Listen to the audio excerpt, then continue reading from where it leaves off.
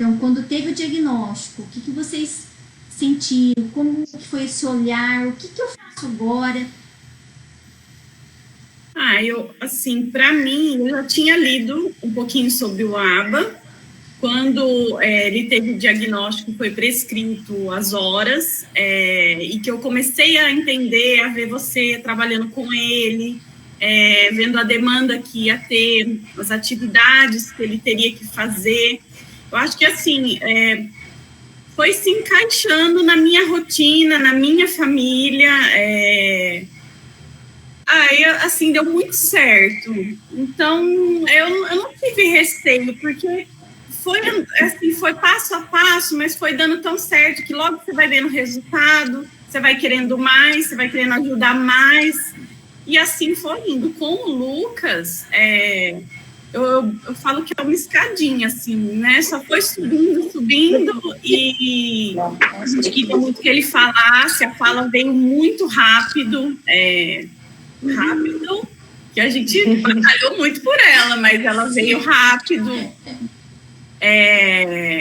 Então, eu acho assim, para mim, eu não vi dificuldade em confiar, porque quando você vê que está sendo resultado, é impossível você não continuar. E às vezes eu fico pensando assim, quantas famílias não têm a oportunidade de ouvir o que o filho precisa? E assim, Emily, você, pera, só uma licencinha, cara. Emily, você pode colocar, enquanto não fala, pôr no... Ah, é por causa da minha cachorra, né? Isso. Agora deu certo. Então, eu fico pensando, assim, quando uma pessoa recebe o diagnóstico, muitas vezes não se fala, num primeiro momento, de ABA, de integração sensorial, fala-se da terapia ocupacional, fala-se das sessões de terapia, de psicologia, mas não é tão específico. E assim, cientificamente comprovado, é a análise do comportamento, né? Então, assim, na minha família deu super certo. Para todo mundo que vem me perguntar, eu falo, olha, aqui deu super certo. Você vai vendo as conquistas, você vai vendo os resultados e você vai vendo que, por exemplo, eu queria muito que ele falasse, mas a fala é como a Jaqueline falou, tem tantos pré-requisitos antes de chegar nela, que a gente foi degrauzinho por degrauzinho até conseguir. Então, eu acho assim, a informação teria que ser mais abrangente para que todo mundo soubesse das vantagens. E eu acho assim, os profissionais também, os médicos, pediatras, saber indicar também, porque eu falo assim, qual é o mal em se fazer esse tipo de terapia, em se fazer fono, em se fazer ATO, qual é o prejuízo que a criança vai ter? Zero, porque a estimulação é pro bem, né?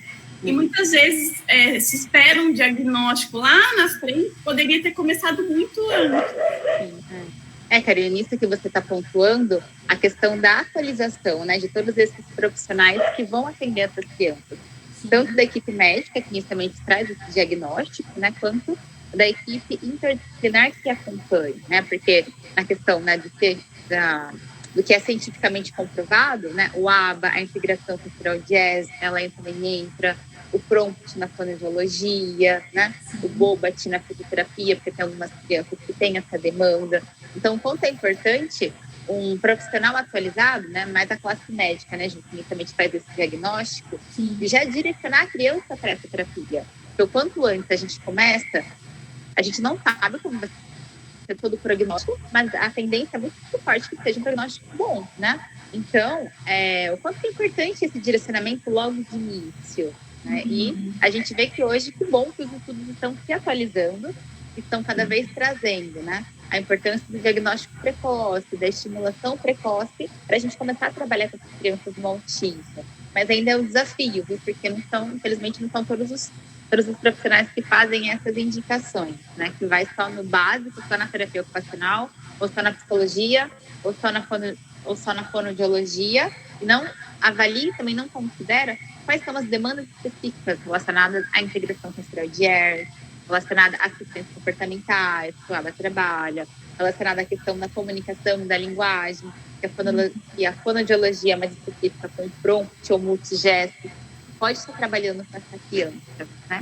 E também a fase do desenvolvimento, que de 0 a 3 anos, a gente sabe que é a fase da plasticidade, né, cerebral. Então, quanto antes a gente começa a estimulação com a criança, a gente consegue favorecer o amadurecimento das habilidades, né? Mas isso tem um período para a gente trabalhar. Não que não vai ser possível antes, mas a gente pode prevenir, por que não? Né? Mas precisa aí de uma força-tarefa, né, para fazer essa atualização para as famílias, né? Sim. E a gente vê que quando elas estão nessas estimulações, tá, na estimulação, tá, nesse processo já que você comentou, eu não vejo, tem as questões das podas, né? Sim, que é do 0 a partir dos 3, né? Então, assim, a primeira por volta dos 2 anos e 8 meses, a segunda por volta dos 4, e depois os estudos mostram que não vai acontecer com tanta gravidade mais. Mas a dos 2 e 8 é muito mais grave. Então, se as famílias... E às vezes as pessoas falam que o diagnóstico também é esse, olha, eu acho que minha filha não tem alguma coisa ali, né? Já tá acusando. E aí, tá com aquela idade, né? 2 anos e 5. Se já tá sendo estimulada, muito provavelmente, quando chega nos 2 e 8, entre 3, que vai acontecer uma poda, a primeira, já tá sendo estimulada. Então, a gente quase que nem percebe. Outras vão perceber, mesmo com estimulação. Mas se não fizer, né? Então... E aí, esse olhar clínico, né, tanto dos professores, quando já está com a criança lá na escola com 2 anos, e tanto o olhar clínico dos próprios pais. Nisso daí, Juliana, eu digo por mim, eu acho que os pais, me incluo, deveriam parar com esse negócio de que criança não deve ser comparada, é lógico, de maneira pejorativa, não. Mas esse negócio de, vai passar, quando crescer resolve. Deixa ele, tem o tempo dele. Não funciona assim. Existe, qualquer pessoa no YouTube joga, existe um leque de coisas que de determinada idade, se tá fora dali, alguma coisa está errada. Então, eu retardei, eu já era mãe e retardei um processo de diagnóstico do Samuel numa fase que ele não teria tido essa poda aí tão...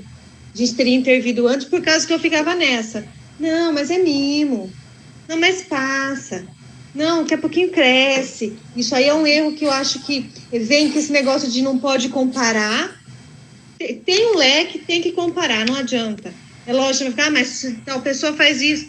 Se não está no grupo de coisas, de conquistas que a criança teria que ter, tem alguma coisa errada sim. Aí eu tenho que ouvir assim, porque seu filho tem problema, você acha que todo mundo tem, né? Não, não é bem assim, mas precisa parar com essa mania de que vai passar com a idade. O tempo passa, é o jeito dele. Isso daí tá atrasando muita coisa, não é só profissionais, não. Pais, e eu tô nesse grupo, infelizmente. Por isso a importância da atualização, principalmente do desenvolvimento infantil, né? Pra gente entender quais os principais marcos de desenvolvimento, quanto que a minha criança está dentro desses marcos, ou quais são as dificuldades que ela apresenta, que já são sinais, né, de que tem algo diferenciado, e o que a gente vai procurar, né, qual é o auxílio, também entender o que aquele profissional que a gente procurou, ele tem de atualização, porque às vezes é um profissional que não está tão atualizado, então procurar um profissional que está atualizado, que vai lidar, né, que vai suprir a minha demanda daquele momento, e também entender, principalmente no tratamento do autismo, que algumas terapias são direitos da criança, né? Então, a integração sensorial de Ayers é um direito, o ABA é um direito, quando a fonoaudiologia prompt, né, o multigestos, né, a verdade, é um direito, entendeu? Então, também entender, né, que é um direito e que tem demanda, por que não, né? Permitir que a criança tenha essas experiências de um tratamento diferenciado. Eu acho legal dar esse exemplo e falar para as famílias mesmo. Tem como, né? Se não tem um plano de saúde, não tem condições também de estar fazendo o tratamento, mas procura saber como que eu posso conseguir. Sim, se informar. Se informar totalmente. Sim. Né? Se tem um ganho de rede social, é isso, né? Se saber procurar, se saber se jogar ali, rede social tem esse lado positivo, né? Dá pra gente ver bastante coisa, bastante... A Juliana, dica. eu achei ela no Google. Ó, o meu ela é. Você lembra, Ju? Lembra? Lá no comecinho. Lá no comecinho. Eu também me coloco à disposição, né? Se alguma família tiver alguma dúvida de algumas questões sensoriais, por favor, podem me procurar, tá? Para ter um contato com a Ju, a gente tá aí, né, Ju? Para orientar, para auxiliar da melhor forma possível. Eu vou deixar o contato, depois né, vocês estão nos assistindo, que vai ser uma gravação, depois vai estar o contato ali embaixo.